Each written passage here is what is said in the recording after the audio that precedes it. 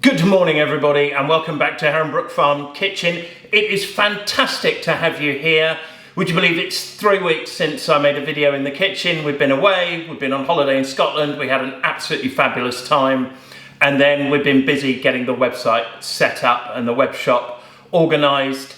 Check out the brilliant apron. If you want to get one of these, head on over to the link up here and you can get one from the shop. So what are we going to make today? We're going to make an absolutely fabulous brown wholemeal loaf. You're going to love it.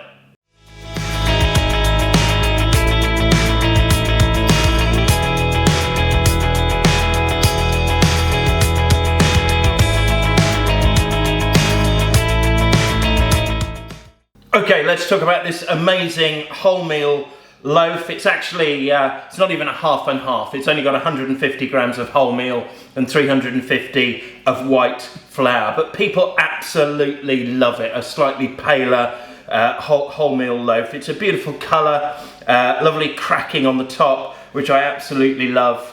Let's jump in and take a look at the ingredients. Okay, let's talk about the ingredients that you're going to need to make this incredible brown wholemeal loaf. We make this one with a pre-ferment. So there are 3 stages we need to go through. So to make the pre-ferment, which is what we're going to do first, you are going to need 250 grams of strong white flour, 330 millilitres or 330 grams of water straight from the tap, and you're going to need 10 grams of fresh yeast or a 7-gram sachet.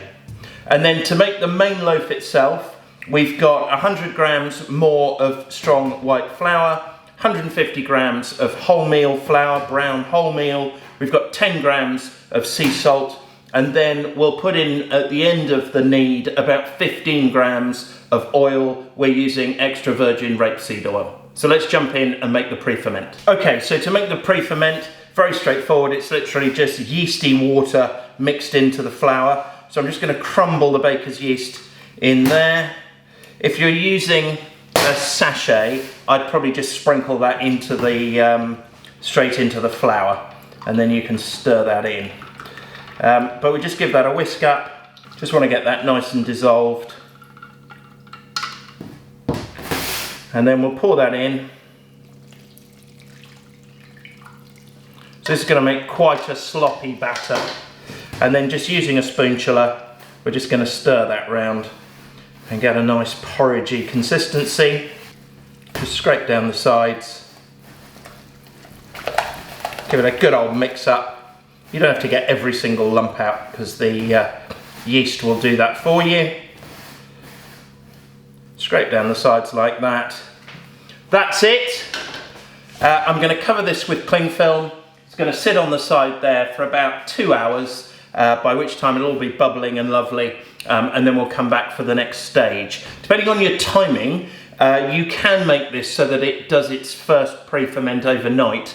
But what I'd advise you to do if you're doing that is stick it in the fridge. We're not going to do that today. We're just going to leave it on the side for about 2 hours, come back for the next stage. See you in 2 hours. Okay, welcome back. So we've got the bowl of the stand mixer. Stage 2, we go in with the white flour and the brown wholemeal flour and the salt. Give that a bit of a stir up with the old spatula. There we go. And then the pre-ferment, as you can see, bubbling away beautifully. Very active. Smells beautiful. So we're just going to tip that straight in on top of the flour. Lovely. Scoop all that in there. Fabulous. And then we're going to put this on the stand mixer in the corner. We're going to start it on a slow speed for 2 or 3 minutes till it's all come together, and then we'll turn the speed up for 7 minutes. Okay, and as you can see, that's come together very nicely now. So I'm just going to give it a scrape down.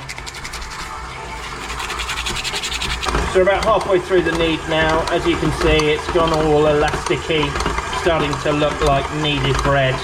So we'll keep that going for another 2 or 3 minutes, and then we can go in with the oil.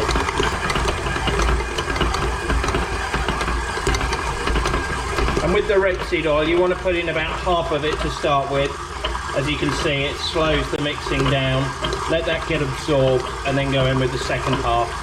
And then once the second half is in, mix it for maybe 2 more minutes, and then it'll be ready to turn out. Okay, so as you saw, nearly ready. I've oiled the bowl, ready. I'm just going to get a bit of oil down on the work surface. Just a tiny bit. We don't want any more flour at this stage. A little bit of blue roll. I'll just give that a wipe round. There we go. And we'll go and grab the bread.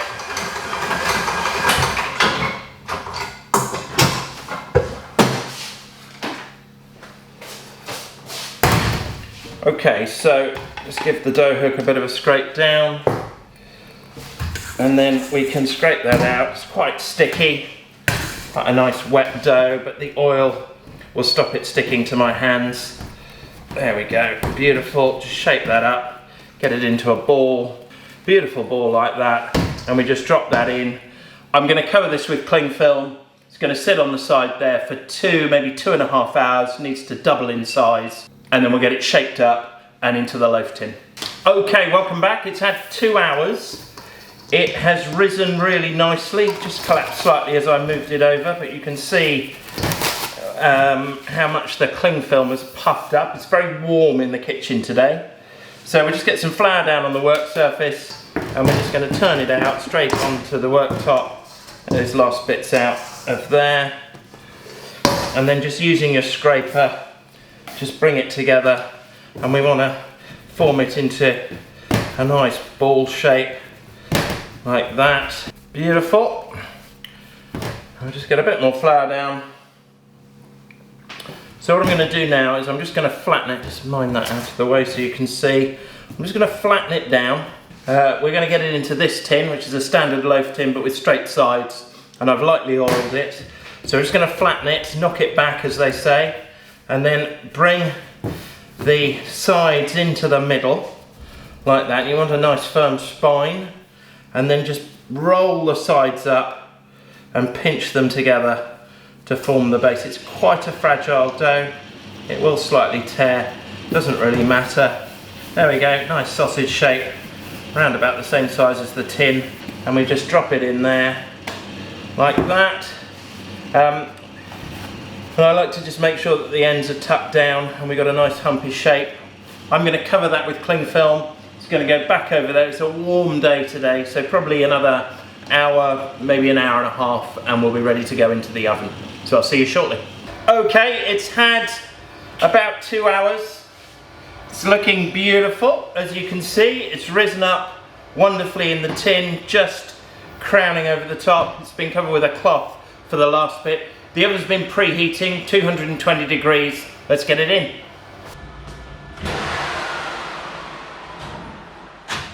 So straight into the middle of the oven. I'm going to turn it down to 200.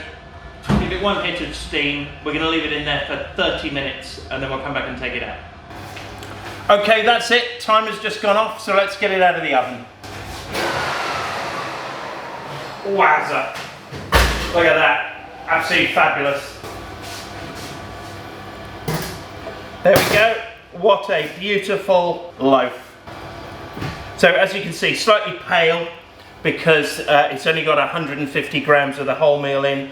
Beautiful, crisp outer, absolutely fabulous. We're going to leave this to cool down now for about an hour or so, and then it'll be ready. I'll come back to you in an hour.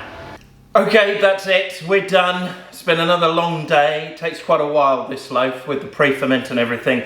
Looks absolutely incredible. It smells amazing. You're going to absolutely love this one. I do hope you give it a try. I love the way it cracks on the top here. I don't know if you can see that. This loaf, don't know why this one does it and none of the other ones do. It gets a beautiful crackle pattern on the top there. As I say, you're going to absolutely love it. I do hope you give it a try. If you've enjoyed watching today, hit subscribe, give us a like, and we'll see you on the next one. Have a great day.